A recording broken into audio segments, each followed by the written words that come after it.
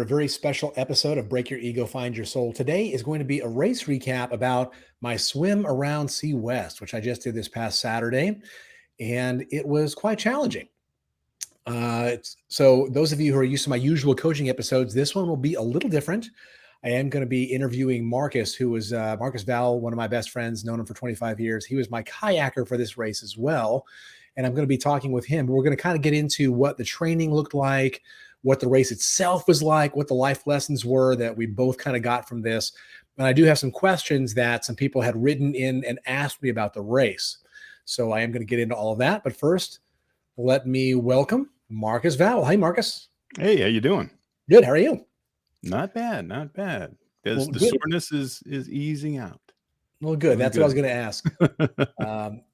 For those of you that haven't read or seen or heard about my race yet, this past Saturday, we both went around Key West. I swam and Marcus was next to me the entire time in a kayak. And what initially I was anticipating for a 7-hour round island journey ended up taking 8 hours and 48 minutes. So a little longer than we anticipated for being in the water. I guess, what are your thoughts on that, Marcus? Well, honestly, it's if we were expecting everything to go as planned, we were probably pretty naive. So it's within the realm of possibility. It wasn't a catastrophic change of time, like it wasn't 12 or 14 hours. So it was kind of as expected in that sort of tolerance zone. Yeah, and I have some interesting statistics that I haven't shared with you yet. I have some numbers based on my Garmin watch. So my moving time, the time of me actually moving in the water, was 7 hours and 38 minutes. Okay. Then the total over. So that means we had about an hour and 10 minutes of me stopped. Okay. Whether it be for fueling and nutrition, we'll kind of get into that a little bit. Yeah. And then we'll get into some of the other numbers here in a little bit. But I guess I kind of want to talk about why did I sign up for this and why the hell did you agree to go along on this journey with me? I first heard about this race. I was doing a Ragnar, which is another insane race. It was a group relay where we ran from Miami to Key West, and we did it as a relay. So there were, I think, 6 of us. And this was back in 2014. And I'd never been to Key West. I'd never been to the Keys before. And when we got there, it was a lot of fun. And someone said, there's a race where you can swim around this island, right? I thought, oh my God, like that's pretty damn hardcore. And for some reason, that always just kind of stuck in my head that was even an option. And I remember before, like Marcus used to live out here in Arizona, and Marcus and I have known each other since 97. And when you moved to Florida, and I told you I was going to do this race, you were kind enough to volunteer and say, hey, if you need a kayaker, I'm your guy. Yeah. Well, I guess whenever you agreed to it, what did you think it was going to entail at that point?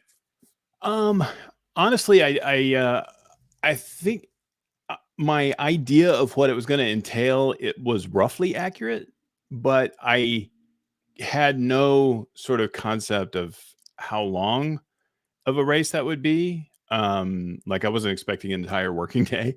But I kind of assumed that would be, well, I think my first impression was that I would be more there for in case you get in trouble and need to be like pulled out or something like that. Right. Yeah.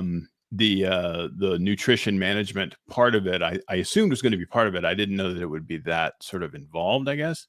I didn't know what I expected, but it was a lot more involved than I was expecting. But it was fine. I mean, it was certainly within the realm of possibility. One of the things that I did not anticipate is that how big of a role my individual navigation was going to play. Yeah. On both of our abilities to stay on that race course. Yeah. I guess I expected like a lot more buoys or something like that. I don't know. But I mean, it's not practical for those to be there because it's a lot of public waterway. So they would be in the way of like boats that have nothing to do with the race. Very, very public. And we'll get into that in a little bit as well. So part of, I guess, why now? So one of the questions I have had from Marianne in New York, who she asked several questions. I'll address them as they kind of come up in the episode. But the first one is why why are you doing this? And this is I the got that one a first lot too. Yeah. this is the first endurance race I've done since I've shifted my mindset towards life. So I've done 8 full distance Ironmans before, but that for me was always a sense of validation. It was always a sense of having to prove myself that I was worthy. And this was very different. So what I've been trying to do for the last year and a half is be present in the moment. And I ended up finding myself in a place, what I call the drift, where I wasn't as focused as much on the long-term goal setting in regards to my physicality, like in regards to growing my business, things like that. I was, but I was just coasting from a personal standpoint. And back in January, actually, you know what? I take that back. When I went to New Zealand in February and I came back from that, I decided, you know what? F it. I'm going to start setting goals again. But an Ironman did not appeal to me. I realized I was doing those because I thought other people wanted me to do them. Running is not something I enjoy in the slightest, especially I'm 44. I've had 2 back surgeries.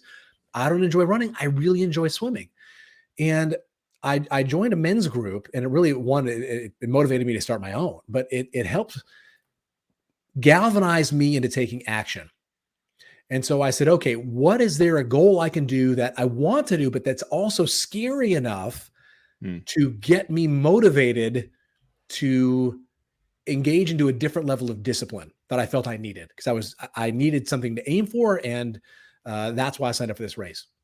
So I did, and you were kind enough to say yes. And we started. So Yeah. that's kind of the origin of why I signed up for it. Now, training for this thing was challenging. And I say that because I live in Scottsdale, Arizona, and the closest body of salt water other than an aquarium at a fancy lawyer's office here is probably the Gulf of Mexico. No, like a Gulf of California down there, Rocky Point. I've never been to Mexico. So how the hell do I train for this thing? So I was comfortable swimming. The longest swim I've ever done up to this point was 2.4 miles in an Ironman. And this is significantly longer than that. So I started training in a pool, swimming for 2 and 3 hours at a time, having to get music players, and a pool is only 25 yards. So it's 880 lengths of that is the race. So quite a bit. Yeah. So for me, I started doing that. So Marcus, I don't know, did you do any training for this? And if so, what did it look like? I did. A lot of it I focused on kind of more of an endurance thing, like running and things like that, because I knew that there was no way, like, I'm not going to the gym and getting on the rowing machine and staying there for 8 hours. So it's difficult to train for something like this, as you well know, but even in a kayaking capacity, the kind of thing that I would need to do to simulate what's going to be expected of me is hugely impractical. So I kind of focused on just endurance and just in general, and kind of just relying on my own tenacity when I get into the situation, which has helped me in the past. Yeah. And to your point, like, there's only so much swimming in a pool I can do to get ready for this. There's only so much like rowing you can do to get ready for this. So Marcus and I decided to head to Hawaii in early May, because we don't know what we don't know. And, Exactly. Based on other either races or hikes that I've done, you never want to try, you never want it to be race day or go time to be the first time that you're trying something. Yeah. So I've got a lot of, I've been to Hawaii several times in the last year. It's not that far of a flight for me. For Marcus, it's a little further, but he's never A little been. bit. So in May, Marcus and his girlfriend, Emily, were kind enough to fly out there, and we experimented. That sounded really bad. Marcus and I tried to, we got in the water and saw, what will this look like? We had all these notions of how is he going to get me nutrition? Because not only, like Marcus was saying, not only does he have to navigate, find where we're going. And I know you think, well, aren't you just going around an island? Well, It's more complicated than that. We'll get into that. Yeah. But he had to give me nutrition while continuing to row at the same time. And so we And initially also were manage tying. my own nutrition. I'm out there for 8 hours myself, so Oh yeah, you had to eat and drink. God yeah. forbid you actually survive as well, which actually came into play.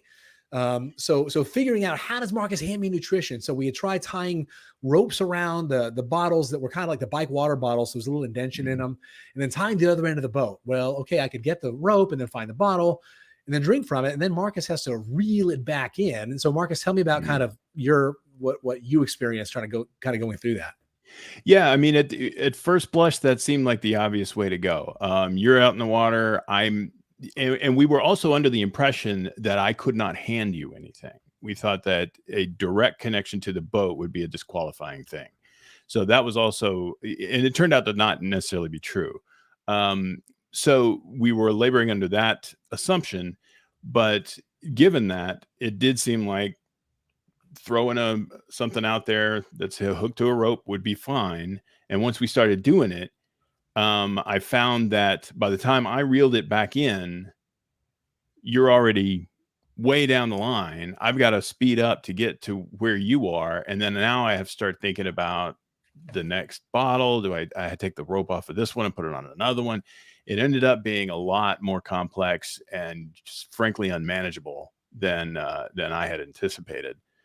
Even given things like using carabiners instead of tying and all these sort of ways to make things move ostensibly quickly, it was not remotely quick enough. And it was basically a matter of overthinking. It was just sort of making things more complicated than they needed to be because, as you know, we ended up just handing you bottles, and Yeah. that worked perfectly fine.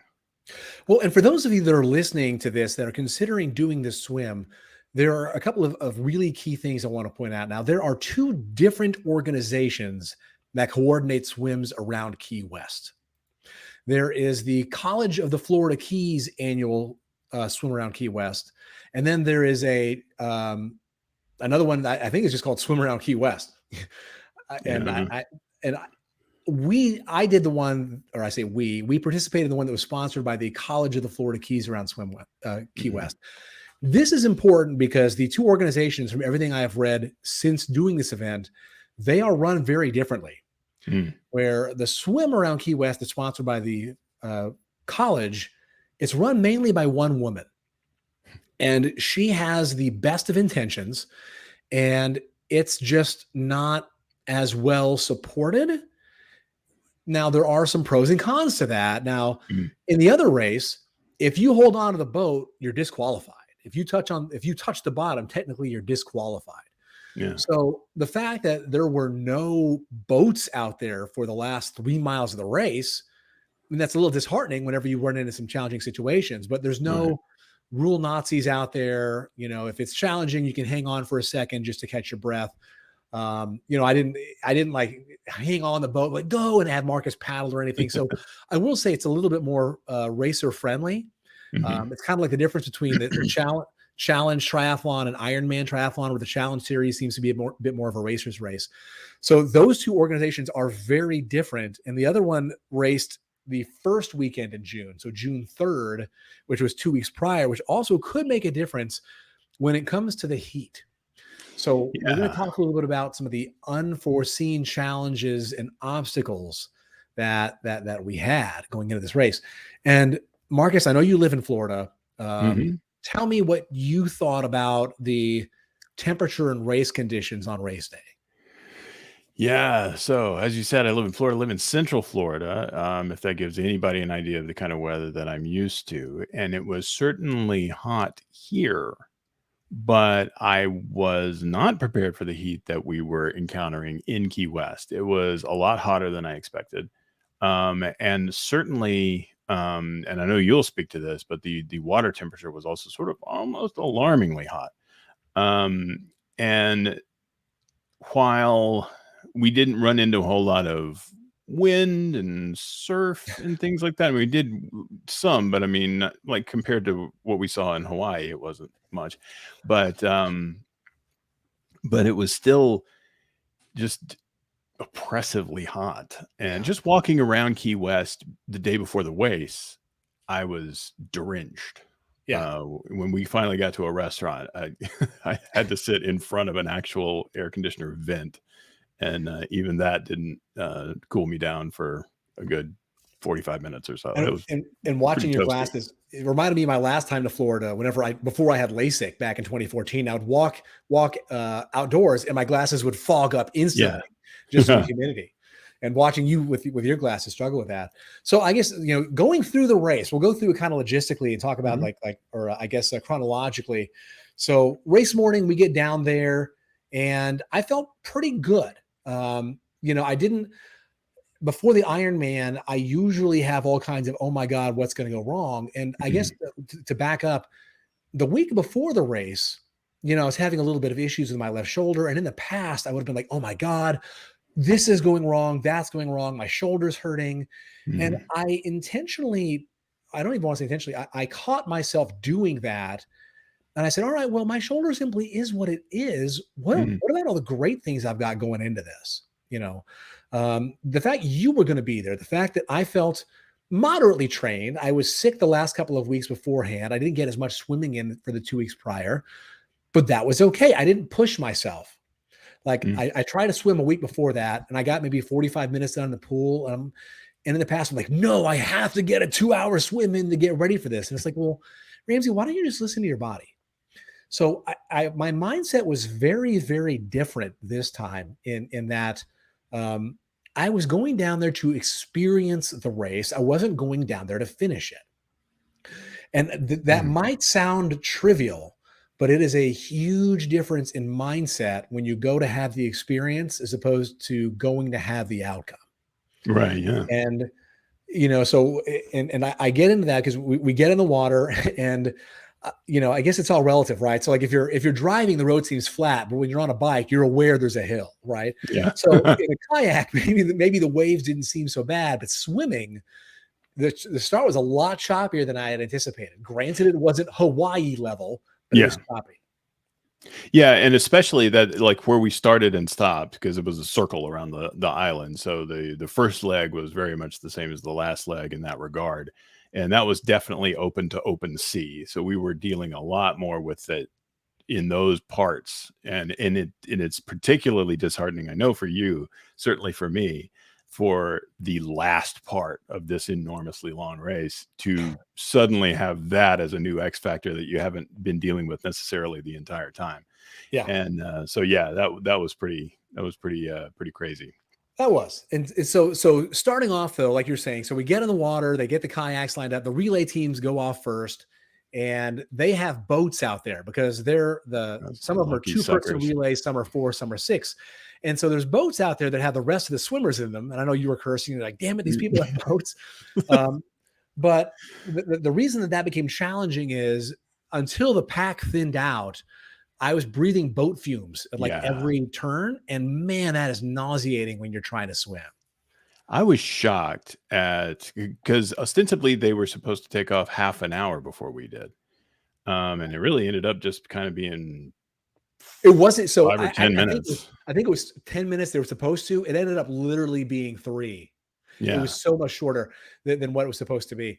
And then we get out there and not a half mile in, I'm swimming and another kayak runs over me because they're Yes. not looking where their swimmer is. They come at an angle and I can't hear it. And it's so just getting like, all right, just not letting it fluster me because I still have 12 miles to go. Mhm. Um, and we just, kept on going. So I know the first kind of, I don't want to say bump, but you and I coordinated feeding and stuff. And then when it came time, like I know I grabbed some food for you. It was supposed to be we were going to do every 30 minutes. And then when we saw Right. how hot it was, we shortened it to 20. All right, every 20 20. minutes, Yep. give me food. And we were using Tailwind nutrition. And we realized that most of what I brought was caffeinated, which I'm like, I don't want caffeinated. At the end of the day, it ended up being a lifesaver. But after 15 minutes, I drank some. And then it went on for what felt like an eternity. I'm like, oh my God, he hasn't flagged me down yet. And then I go, hey, I need some food. And you're like, well, yeah, feeding was like 10 minutes ago. You didn't say anything. And or you said something, but I couldn't Right. hear I you. had said something to you and Yeah. you had said, okay. And I think maybe there was a miscommunication there because Yeah. I thought that you were like, okay, that's the first one. I think I'm going to just push through this. Yeah. And you must have thought I was saying something else and acknowledging that and just a total crosswires situation. Yeah, I was giving you like at a party when someone's talking, you're like, yeah, that's crazy. Like you don't hear what they're saying. You just kind of like, Right. oh wow, that's wild. So because I didn't hear you. And so then once I realized it was 10 minutes past my feeding, I remember, like, all right, so let's communicate.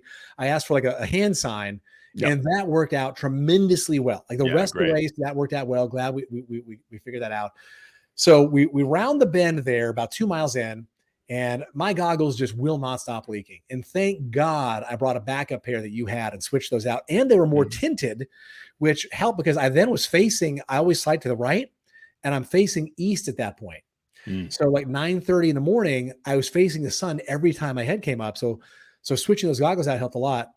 Tell me what your thoughts were when we came to the Coast Guard base and what happened there, about a mile further than that. Yeah. So at that point, and again, as we talked about, these are public waterways. So I don't know necessarily how this is avoidable, but there was a very large Coast Guard vessel that needed to dock. We go right by a base, like you said, and there's an inlet there that is Coast Guard, their Coast Guard harbor, essentially, where all the ships come in and dock. And there was one coming in, and we had a boat come out and say, "We need everybody to stop while this ship goes by," and it's an enormous ship, and that was like we had no indication that this might happen, and so it was difficult to try to figure out what we were supposed to do. Yeah. So I mean, there's nothing for it. We can't just like disobey this and just run over by a giant boat. So we had to deal with it, and so we stopped. And I communicated to you because you were swimming, and so the boat that communicated the need to stop did so to me, and then I passed the message off to you, and then that puts you in a situation where you have this. I mean, imagine if it was that other race, right? Like the ones that would DQ you for touching bottom or for touching the boat or whatever. Yeah. What were you supposed to do in that regard? You would Yeah. DQ yourself if you found yourself needing to stop Yeah. swimming, which I mean, I know you can tread, but I mean, Oh, treading. I'm not a very good water treader at all. And yeah, to your point, and it wasn't just waiting for the boat, because the boat had to wait for the swimmers that were already in front of it, right. not just to get out from in front of the boat, but far enough away to where it's a safe distance. So the Yeah, boat's good waiting point. for other swimmers. I'm waiting for the boat who's waiting for other swimmers. This turns into like the lady that swallowed the spider to Right. catch the fly. And it literally, so according to my watch, it was 11 minutes we were stopped there. So 11 minutes Very large added boat. up, because then when we came around the corner there was a channel, and the day before a packet pickup, it's like, oh, when you get to that channel, the current's just going to suck you right through. You're going to be gaining Right. so much momentum and speed there. And I'm getting the channel, and I'm like, I'm not swimming very fast at all. And then Yeah. the first checkpoint is under a bridge there, and the lady in charge is sitting on top of the bridge, and we're shouting out race numbers. And I'm holding on to the kayak just with one hand, just listening to her. And I notice, son of a bitch, we're floating Going backwards. backwards. And she goes, well, just paddle forward a little bit. It's all right. We'll allow it. I'm like, well, no, you know? And then once I recognized we were drifting backwards, and I started swimming, because the course it's pretty shallow. So most of the course is between 4 and 10 feet deep. Mhm. And there's beautiful like seaweed at the bottom, not a lot of fish. I think it's too hot even for fish. But the seaweed I then noticed was drifting towards me. And that is not a sign you want to see when swimming, because that meant No. for what ended up being, I would say, 8 miles, I'm swimming against the tide and the current. Yeah, So, essentially uphill. yeah.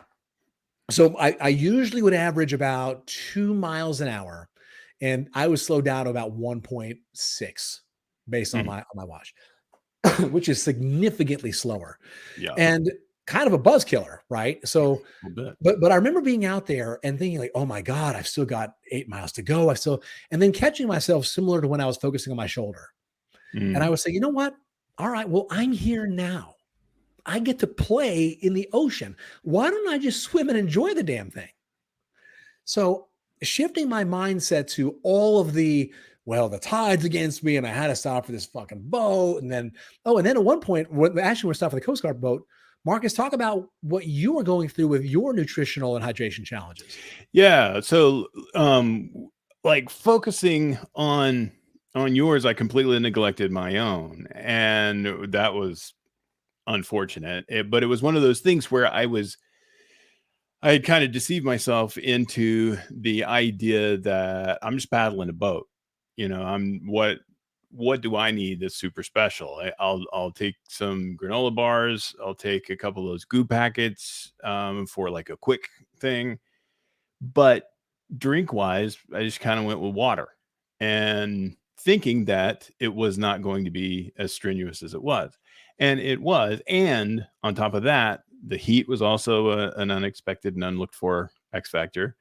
And not just the heat, but like when I had the gear on because I got one of those sort of, it looks like a fisherman's vest Yeah. that's got a whole bunch of pockets on it because I wanted a lot of things within easy reach. Your replacement goggles, for instance, I was able to come out with those real fast because they were in one of those pockets, and that also was a bit of an insulator too, because not just the vest was pretty well insulated with all that junk in there. It kind of weighs it down, and that kind of caused a problem. And so I just kind of went into this sick feeling that I mistook for seasickness at first. I was like, "Oh Lord, I didn't take the Dramamine like I meant to." So this is gonna so and we had gone through the choppy water, so it all Yeah. kind of added up and made sense. And I was like, maybe if we get into this sort of harbor area, the Yeah. mooring fields as they call it, maybe that'll chill out. But it was just like, ugh, it's just not going away, and it Yeah. was really oppressive. And so it turns out that the just neglecting that part of my preparation uh, left me without enough electrolytes, basically. Yeah. And so, and you were like, I recognize that you need electrolytes. Yeah. And so Thank I God had my the noon personal training. tablets. Yeah, thank Yeah, God my right. personal training background kicked in. It was the noon tablets because I saw your water didn't have anything in it. Like, Marcus, you need Mhm. electrolytes stat. And I'm like, we can stop going right now. And I was like, even I told you to drink out of one of my water bottles if you needed to, because it had noon in it. And Right. I'm so glad that you felt better because I've known you for over 2 decades and you're generally pretty quiet when it comes to your needs. And for you to share that you weren't feeling well, I knew it had to be bad. Yeah. And so, I'm so glad you shared it and didn't man up, and for those of you that don't want to man up and talk about your emotions, I have an emotional intelligence course for men starting next Monday. But to really man up and share, hey, I just don't feel good. And because of Yeah. that, it allowed me to be able to, we troubleshot it together. But I will Mhm. admit, there was a very selfish part of me that said, sweet, I can quit this race and it's not even my fault. Like, I'm like, we're going to I'd have have to took it drop. at that point. I would have been like, I'll take the I'm like, bullet. we're gonna have to drop out because of Marcus. And I'm like, are you sure you want to go on? And you're like, yeah, yeah. I'm like, all right, if you're sure. And that was literally like only 3 miles in. But then I'm like, Ramsey, don't be like, your friend's hurting. And so that's why I then I legitimately cared about you to begin with, Well, I but appreciate that. wanted, yeah, but wanted to make sure that you were okay. So that Yeah. happened right when we stopped for the Coast Guard vessel. We had that conversation. So maybe Mhm. that's a good thing. We may not have had that conversation had we not stopped for the Coast Guard vessel. Or, it would have been one of those things where, like, since we were stopped, I was able to, because I had, like camelback bladders stuck behind the seat. They weren't like Yeah. in a backpack or anything, but they were essentially in that same position. And so the one that I was drinking out of at the time was right here. And I don't know, like, getting that out, undoing the top, opening it up, getting exactly 3 noon tablets out and put them in there, Yeah. and then like shaking them up and kind of getting all of that prepared is a very kind of involved process that Yeah. would not have been would have been extremely problematic trying to do that and in normal race mode. Yeah. Fair um enough. because I mean it was something that honestly should have been done before the race. Sure. And so since it wasn't and we did have that opportunity, that did provide a great opportunity to take care of that without it Yeah. causing too many complications. It was. And so jumping back just a little bit to where we were after we came under where we supposedly were going to be launched for, but we're slowed down. Yeah. We came to what they call the mooring fields, which sounds really cool. There's a bunch of boats moored in this harbor there, Mhm. and the water is generally shallower, and it was really kind of a cool place to swim because you're swimming between all these sailboats. I remember even cracking a joke or two with you there for a second. Mhm. And I believe that's when you said the first people that you remember getting pulled out that had dropped out of the race, or maybe shortly before Yeah. that. That's when we talked about it for a second. Yeah, yeah. No, it was just before we made that turn into the channel thing that you're talking about is when I heard about that. Because yeah, somebody had talked about, and they were part of a relay, so they weren't doing the full race themselves. And they had talked about cramping up really bad, and the reason they were talking about it, and the reason I was hearing about it is because he was already on shore, and he was at a building that had kind of an overlook to where we were, and then he was yelling over to one of his team that was on the boat that was his team, which with the boat not knowing that he was out is kind of interesting because I don't know how that Well, happened. some there were groups, so sometimes there were two different teams as part of the same organization. Uh, So okay. he might have been like a B team, and he was talking to the A boat. So that could have been Hmm. probably what's going on there. Okay, that Because yeah, makes for a sense. boat not to realize it, makes sense. It's And so like once I heard that people whatever were already happened to dropping Bob? out, yeah, and once I already heard that people were dropping out, that kind of gave me, um, I'm like, okay, good, this is tough. Yeah, It yeah. helped make me feel like am I just being a wuss out here? And it made me realize, all right, this is challenging. So we get to the mooring fields, and the seaweed is just floating against me. And because the water is so warm, I have never swam through more seaweed in my life. Mm, There was a lot at the bottom, but there's also a lot floating on the top. And then I would take a stroke, and then my hand would go into the seaweed, and as I would swim, it would come and cover my face and get wrapped around my shoulder and then drift off of me, which is great if it's just seaweed, but there were inevitable jellyfish in there as well. mm, So that caused a couple of issues that I wasn't even really aware of until later because it was stinging, but what the hell am I going to do? right. And um, then we kind of get to around I think it's called Dredger's Key. It's this other small island you got to swim around on the Mm, north side of Key West. And then comes the second open body of water that where yeah. navigation really comes important. So I'll let you kind of take about so because so for those of you that don't know, when you're swimming in open water, I can't really look up. I have to look to the side and see where Marcus is pointing the kayak, and that's where I go. I just follow the kayak. So Mhm. he is the eyes of the operation. So the mooring fields, to give a bit of a contrast to what we came up against later, the mooring fields where it was a big wide body of water that was open on both sides. Most of the time we have a shoreline on one side or the other, usually the right side while we are going, so it's easy to navigate in that regard. But when we came to the mooring fields and when we came to this other inlet later, there's nothing on either side, and you have to just cut across a big wide open swath of water. Now in the mooring fields, you aimed at a spot where you saw a tree line come down and end, and it was a very distinct point that you can aim for with your boat. When we came to that other inlet, which was larger, and as we found out later, much, much, much deeper. There was just this shoreline, and you're supposed to be heading towards this inlet, but from whatever it was, 2,000 feet away, you can't see it, And Yeah. so I had the map out, trying to figure out what they were talking about on the map about this square roof, which was that was what I was supposed to aim for, the square roof, aim for the square roof in the mangroves. Problem is, every building on that island was square. And from So 2,000 yards, trying to tell what a mangrove tree yeah, is impossible. I'm not sure I can do that from 2 yards. I can definitely not do it from 2,000. And so I that is useless to me. That piece of information I now to put this in perspective, I'm a GIS analyst as my day job. Maps are my thing. And so I was now having to pull from that kind of expertise to try to get us pointed in the right direction. Because the absolute last thing I want to do is aim for the wrong spot and put more distance on your race Oh because yeah. we were going in the wrong direction for a little bit. Yeah. And from the point that we started to the point we were ostensibly going to end, a tiny degree of deviation from your course will end up being a lot of distance by the time Yeah. you get there and realize you're in the wrong spot. So I had my And phone just real out and quick, I was, that's yeah, that's a great metaphor for life also. So for yeah, those of us that think like, that's why you course correct along the way whenever you're working on a project or you have a goal or something like that, because if you're 1 degree off, that might not make a big difference now, but if you keep heading in the wrong direction and you're not yeah, course correcting, you are going to be so far away from your goals.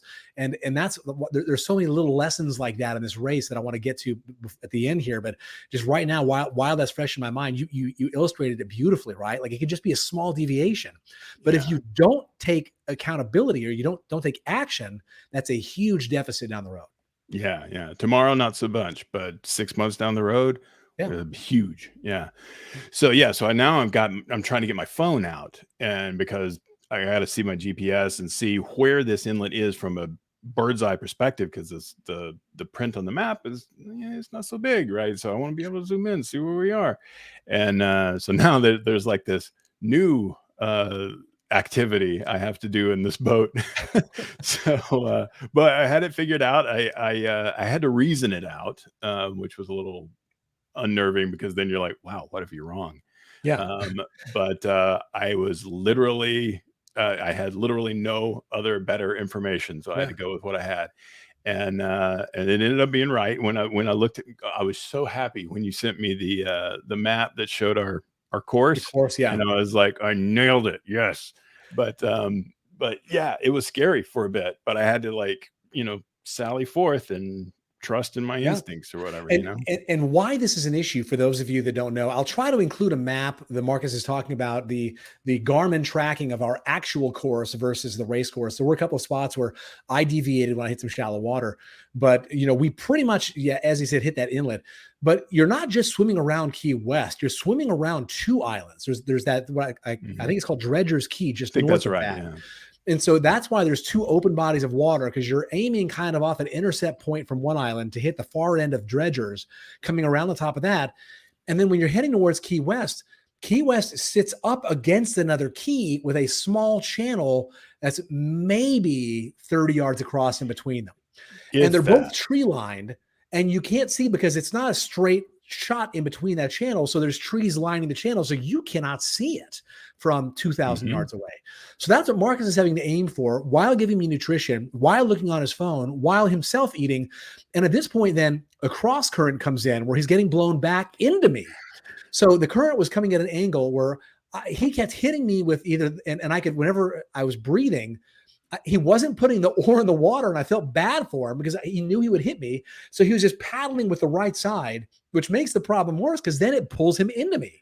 Yeah, And so it was one of those catch-22s where eventually he had to just go on the other side of me, which was challenging for me because I couldn't see him at all at that point, yeah. but it made sense for safety. And I couldn't think of another human being I would have wanted to do this race with, because Marcus can be one of the most cool, calm, collected human beings I know under pressure, and we were both cursing at each other. And so for Marcus, for Marcus to get, and I knew that we would calm back down and we'd be over it, but Yeah. we were both just very frustrated. This also is a time of the race where I was the most terrified. And Mhm. I don't use the word terror lightly, because it had been shallow for 7 miles at that point. And then all of a sudden, I'm swimming, and then the bottom just drops. And it's kind of like in the movie The Abyss when they just step off the Yeah, edge. Like, I couldn't see the bottom, even though the water's clear. I could see my hand out in front of me. And the water, which was in the upper 80s and lower 90s, became cold. yeah, So now I don't see bottom. The water is cold. I'm exhausted, and Marcus is drifting a little bit away from me because he's on his phone navigating, which I can't fault him for. yeah. The terror of I'm about to get eaten filled me, and I had to work to bring the heart rate back down. I'm like, all right, Ramsey. Well, first off, if something's going to eat me, it's going to eat me. Like, there's nothing I can do about it. Mhm. And just breathe and just swim. Like, I'm okay. I'm here. The faster I get to the other side, the less this is going to be an issue. But I remember telling Marcus, I'm like, Marcus, I'm scared. Please stay Mhm. close to me. And I remember just feeling incredibly vulnerable. Now, I literally wanted to jump out of the water onto the kayak. Um, or do the cartoon or the lizard that runs across the surface of the water, Right. I was scared. And I really appreciate you being there for me and not making fun of me in that moment. No, as soon as you said that, like what mode I was in changed. Because I'm frustrated. I'm dealing with the map like you're talking about. I'm trying to figure out, like, the signal isn't great, and dealing with the phone anyway isn't all that great. And so that was its own frustrations. But as soon as you told me I am scared of this situation, that's when I suddenly was like, okay, my main focus is not just like, I didn't feel like I was protecting you from the sharks, because what could I do about a shark? But I I'm was glad you didn't bring that up then. well, yeah, I was like, well, we're not going to tell them that. I mean, I can whack it with the paddle, but that's about as much as I got. But yeah, I knew that at that point, then I needed to be like that anchor point for you. And so I got closer, and I was like, all right, I'll try to deal with this thing while I'm doing this, but I'm trying to stay as close to you as I can. But like you said, I had to be on your other side, because the current, like, my concern for your safety, if I wanted to be on your correct side, I'd whack you in the head with the boat, and so that kind of defeats the purpose. So yeah, I had to do what I could to be there and make sure that you knew I was there. And then speaking of getting whacked by a boat, like, so we finally get across the second channel and close to the inlet. Oh God. And at that point, it was like, a jet ski parade comes out of this resort. It's like the Sons of Anarchy Key West version came out on a good dozen, and spaced out too, so it took the most amount of time for them to get by. Yeah. And some full-sized boats were coming through Yeah. there. None of them had any, qualms about any wake zone or anything. They're just going, right? So they're kicking up wake. And now, I've just swam across this. And whenever you're scared and your heart rate spikes, you burn through a lot of energy. Your heart rate goes up. So Mhm. for those of you that are actually race people, my heart rate average for this race was 161 beats per minute was the average. And my max heart rate was 185. Hmm. I'm 44 years old, and to keep my heart throttled that high for that long isn't healthy. Mhm. So once those guys all came through there, you know what? About that same time, a race boat finally shows up, and I say, "Hey, how far are we?" "Oh, you're about halfway." Yeah. And at that point, I knew, like, I had that we were about 7 miles in on my watch, or 8 miles in. I had 8. And for him to say I was halfway was so disheartening because we had So already it's been 12 swimming. and a half miles Yeah. total. So 7 and 8 miles, past halfway by a Yeah. good bit. And I'm thinking, like, oh my God, is this going to take me 10 hours? Like, based on what he was telling me, it was Mhm. going to take me 10 hours. And that was disheartening. And then once we get past all those jet skis and we finally get into this other channel that we find, and that's about an hour later, there's this guy on the shore who the second check-in point. And so I yell, how far are we? And he goes, about halfway. And I was like, I wanted to kill that guy. I like, will you stop talking to my swimmer? I will tell him how far we are if you're going to do something like that. then he goes, oh, just up ahead is three-fourths of the way. It's like, how does that work mathematically? Yeah. I'm like that's a 3 mile swing there we're talking about. Yeah. But luckily, because this was the channel everyone said, okay, the tide is going to be against you here. The advantage of having the tide being against me for the other 8 miles, we zipped through this little channel, Yeah, we did. and it helped so much. So I was averaging 1.5 miles an hour, unfortunately, for the rest of the race. Here, I was going 6 miles an hour swimming. So it was And I was having fantastic. to paddle backwards, because like the surface would take me further than it was taking you. And so I was like, crap, I've got to like backpedal. I got to Yeah. moonwalk. And this was another frustrating part because even though the channel is so narrow, there's so much silt in it. There's only a very, maybe, gosh, I would say 10 yards wide area that's deep enough for boats. Otherwise, I literally had my belly hitting the bottom, and it was just Mhm. silt for like 2 feet. So my hand is going into silt, and I'm like crawling on the bottom of the ocean. And so I was trying to breaststroke because that, one, I can't get anywhere like that. And two, I'm like, I don't know what creature's living in this silt that's gonna, True. like, not eat me, but I don't want to get stung. I don't want to get bit. And I couldn't get any speed going. And so we finally shifted, and you're like, it's over this way. And I didn't know which way. And we finally get out of that into open water. And like you were saying, the last 2.5 miles of the race is similar to the first 2 miles of the race. It's about a 4-mile stretch on the south side of the island, maybe a little longer. And the race started in the middle. So we're going clockwise. So now we have that last stretch. And at that point, I'm looking at my watch and it's saying 17,500. Me and my infinite wisdom couldn't remember if I set it to yards or meters. So the race is 20 kilometers equals 12.5 miles. So 20,000 would have equaled the finish line if it was set to meters. 22,000 would have finished it if it's set to yards. And I didn't know which one I set it to.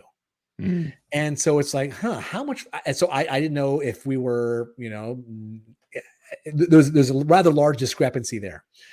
And there was this relay team of 2 girls and a guy I'm assuming was one of their dads on a boat who we were kind of swimming along next to. And the water was so shallow at that point where I'm hitting, and it was the hottest it was all day. And I asked the guy in the boat, I'm like, do you have a temperature gauge on that? He goes, yeah. I said, what's it reading? He said, it's reading 90.4. Yeah. I know. I'm like, that's a radio station. That shouldn't be the temperature for the water I'm swimming. Right. And he goes, oh, and it's only 2.4 miles left to go. And that's the distance of an Ironman swim that I had left to go. And we had already been swimming for 5.5 hours at that point. The water's 90 degrees. And I'm like, fuck it. I quit. I can't do this. And I remember trying to give up.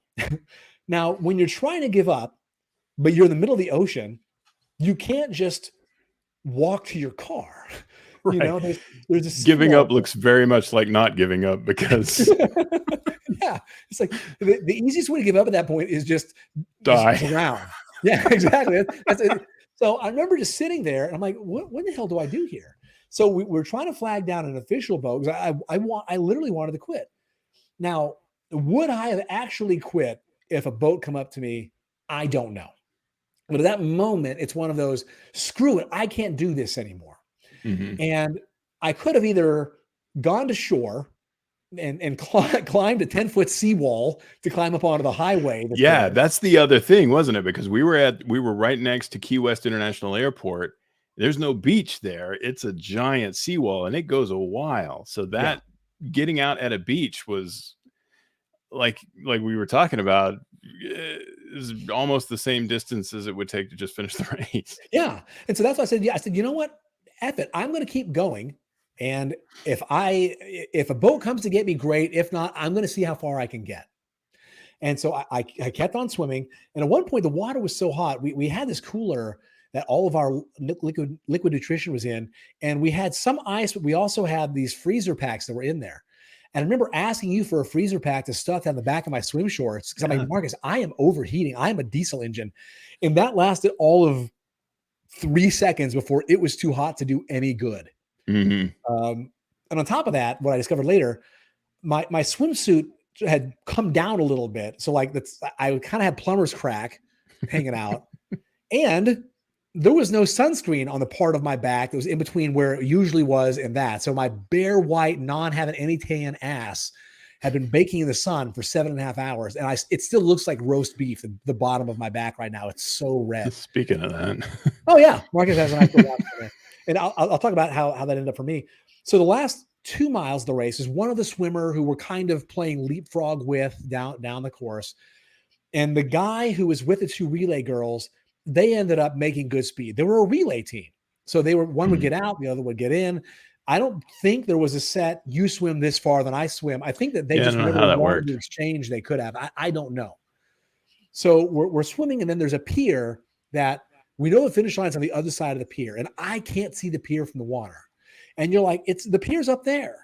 And finally I saw it, but seeing in the distance on water is so deceiving because you can see a lot further. Yeah. And it was trying to communicate. I was like, if you can see, like, if you see the horizon suddenly just take an imperceptible, almost, dip, that's the pier. But I was like, until we get any closer, just follow me, I guess, because the pier is also so far out in the water that I don't want to get closer to the shore than we need to, because then we got to do that much more to get around the pier, right? Yeah. And So I someone wanted else, to. the guy who's swimming kind of along next to us, that's what he ended up having to do. They went to, they had to swim around the pier there at the end. I So thought they looked like they were too far in. yeah. So we kept swimming towards the thing. And one thing I didn't even consider was the thing that has caused me the most pain in this race, and that is salt mouth. And Yeah. so I'm still dealing with it. Having my tongue and mouth sitting in salt water for over 9 hours, because the race took 8:50, but we paddled out there and we're waiting for the relays. Hmm. My mouth was hurting so bad because the salt ate through the lining that coats your throat and tongue. And it was helpful that the tailwind or nutrition you gave me did help replace that coat a little bit, and so did the brownies. So I always get brownies from Domino's, but we got it from a different pizza place. But it was so melted. Mark is just handing me handfuls of chocolate that I'm just shoving in my mouth, and that did help as well. But it would burn so bad, and because we're back on that south side of the island where waves were coming in, whenever I would try to breathe, if I didn't time it right and I got a mouthful of salt water, every swish was sandpaper in the mouth. And I would have to stop and say, I need water. Because what went from a 20-minute feeding window went to a 15-minute, went to a 10. I think it was 5. Like by the end there, I'm just like, Yeah. I need water. I need water. I need water. And we went through 12 bottles, and then you refilled one too, I believe. Yeah. Yeah. So we went through a lot of liquid nutrition. And So there's that bottle that the race people gave you that you just had full of water, yeah, that was in that's your true other beforehand. bag, and we used that one too. So I thought that once we got the pier, it was going to be another mile. So I told myself, when I get to the pier, I'm quitting. I'm grabbing the pier. This was about the journey anyway. I'm out here to enjoy this. I've had the experience. I wanted to come out here and challenge myself, and I did that. I got to spend the day with my friend out here in the water. We pushed ourselves, and Godspeed, it was great. Right then, the guy who was the boat captain for that relay team of 2 girls came back around. At first, I thought it was a race official, but it wasn't. He came back to find us. And it meant so much because he said, hey, I just want you guys to know the finish line is just right around this pier. You were almost there. Like, that gave me what I needed to finish that race. Just that act of kindness. Because I was done. Like, I had nothing left to think. And I will say, though, that when I'm talking about acts of kindness, brother, I could not have done this without you on so many levels. I mean, yes, you kept me alive physically, but you also kept me alive mentally and emotionally, where there were times in the last 2.5 mile stretch where when I wanted, like, you were concerned for my well-being, not Yeah. just, am I going to finish from an ego perspective, but dude, are you safe? Like, the Yeah. water's 91 degrees. We're almost out of water. Are you okay? It wasn't, can you finish? It was, are you okay? Right. And that really Yeah. meant a lot that you were coming from a place of concern with that. Well, yeah, absolutely. And I think that, to your point about the pier and the guy coming back to tell you that the finish line is there, I can't. I don't know how else to do it, but having that finish line buoy be hidden behind something and you can't see it until you're on top of it, the psychological impact of that is clearly, as demonstrated, kind of daunting, because you have no idea, you have no visual clue as to how close you are to the end. And it's amazing how motivating just seeing the finish line can be. And it's interesting that with it hidden behind that pier, I wonder how many people, gave up or despaired intensely because it seemed like it was going to go on forever.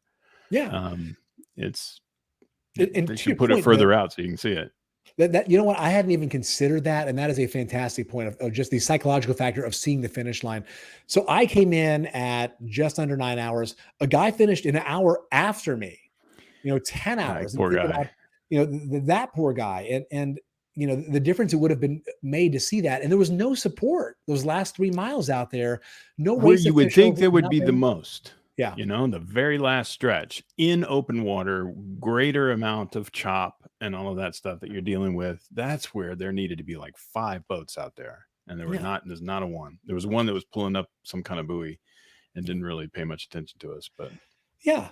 And so whenever we came around that and I saw that buoy, it was both the closest thing and the furthest thing away from me right. in my Yeah. life, because I could see it and I'm thinking like, all right, it looks like it's right there, but is it really like 90 feet tall and I'm just that far away from it because of the difference with the pier?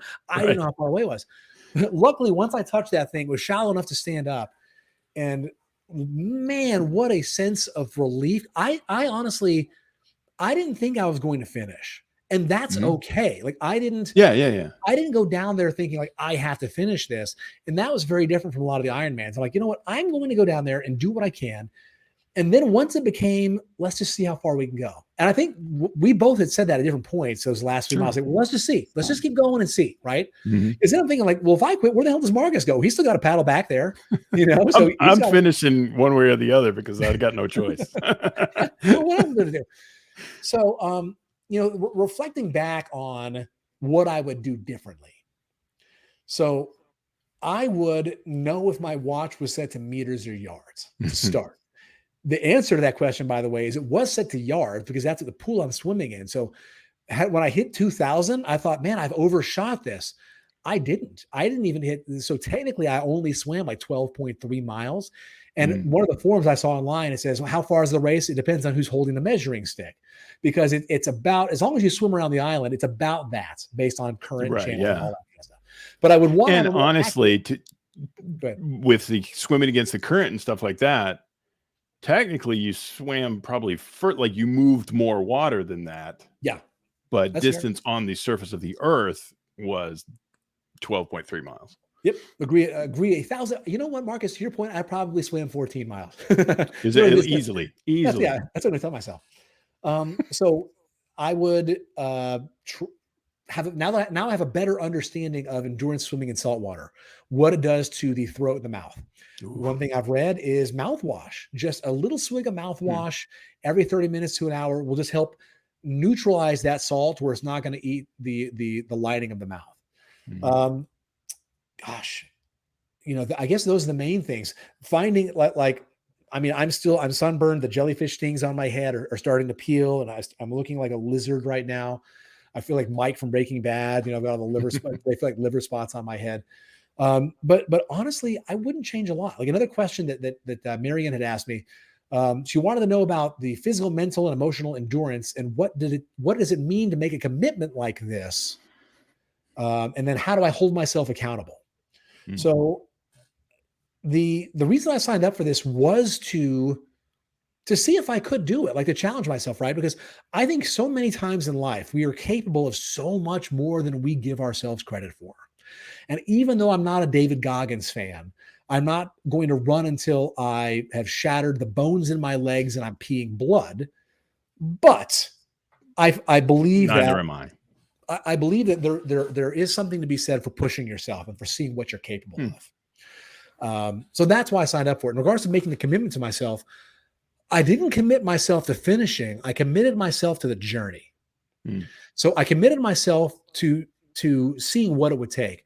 And part of the thing, whenever, I was a personal trainer and I had clients that would want to get in shape, whenever we look at a goal as something outside of who we are, we don't really embody it. We mimic it. So from an acting perspective, Marcus and I are actors.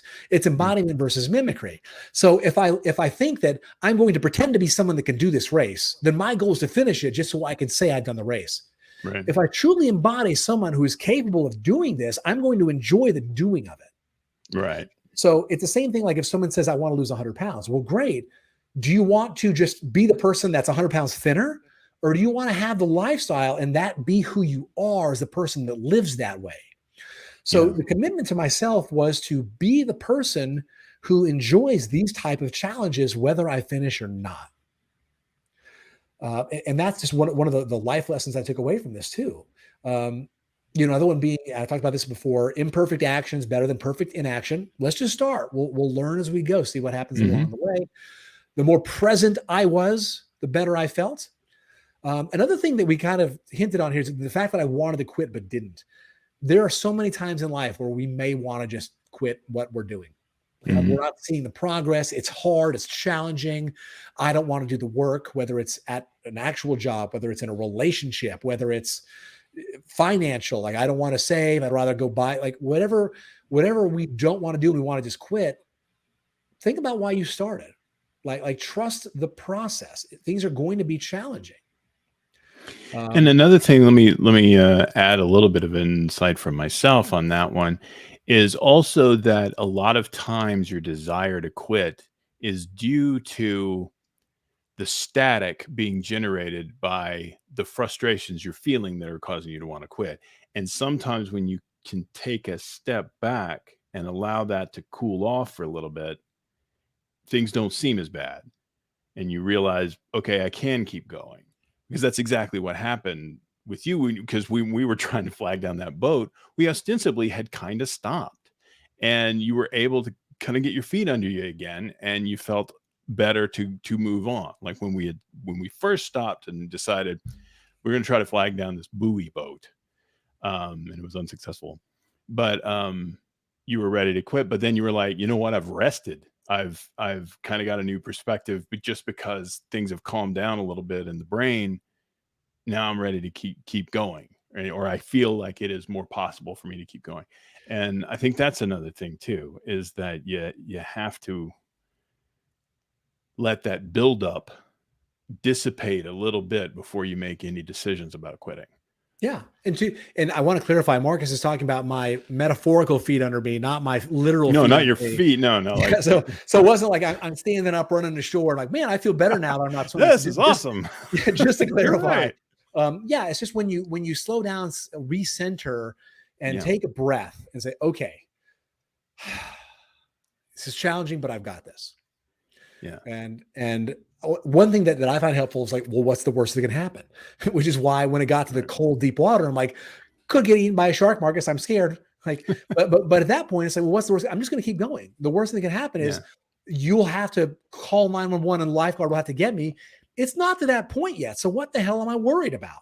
Right. So I didn't feel like I'm going to pass out. It was uncomfortable. 90-degree water is uncomfortable.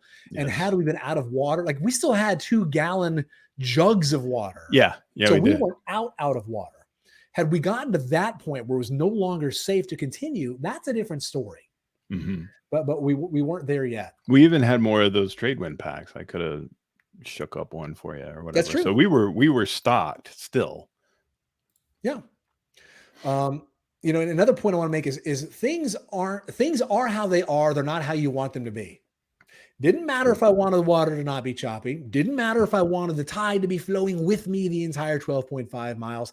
Didn't matter if I didn't want the pier block and the buoy. The things Hmm. were the way they were. And as much as I hate the phrase, it is what it is, it also is accurate if you view it and say it correctly. If you don't say it as an absolvement of your accountability and say, well, Right. it is what it is. If you simply say, no, things, it is what it is. And you accept that. If you say it from a place of acceptance instead of denial of your part in it, then it actually works for you. Yeah. And it's the only way that you can interact with it is knowing what it is and not what it should be or what you want it to be or whatever. Like you can't navigate if you go with where you wish the thing was. Yeah. And another point that we've kind of already talked about here is no man is an island, even when you're swimming around one. So as much as I just came up with that. That's great. That's So good. I like it. thanks. As much as we think I can function without anybody, I don't need nobody. We all need a support system. We Mm. all need people in our life to help us. And especially in this day and age of, I think the loneliness, especially for men, is at an all-time epidemic high because first off, I'm not a woman. I have no perspective. But from what I have gathered, it's easier for women to make friends with other women. I'm not going to go on Bumble and click, oh, yeah, I'm here to make friends with other dudes. Like girls have that. Guys don't do that. Like it's much harder as a 44-year-old single male to go out and just make friends. So Mm. having friends in my life is so important. And brother, I love you. I can't thank you enough for being there for me for this and for just Um, trials and tribulations in general in life and how important that is for me. Well, I love you too, man. And that's like you said, even if you did, make new friends, how quickly can you get to a level of personal comfort with that person that you want to be able to share your vulnerabilities and your things with, like that's not easy for people to do. Yeah. And and so trying to have, like, you and I have known each other, like you said, for a quarter of a century now, and it's hard to find somebody that you met last month that you're able to do that much homework with to get to that point with them. Yeah. So, it's Yeah. you end up having to sort of rely on these longstanding friendships because nobody else has that security clearance yet. Amen. Well, Marcus, again, thank you not just for the race, but for your friendship and for doing this podcast with me. There's one more question that I have from Robert in Texas, who Cool. asked, did you ever have the urge to poop during the swim? And the answer is no, I did not. I Me peed. either. I peed. Oh, good, Marcus, is good. I peed a That would lot, suck. and I've been Yeah, you peeing a did. lot since then. Yeah. But no, I didn't Yeah. poop. But thank you all for listening. I'm going to put some pictures of the things in the show notes in regards to like the actual course itself, some of the metrics of it, and the links to the race if you want to sign up. Thank you for Marcus, and thank all of you for Absolutely. listening.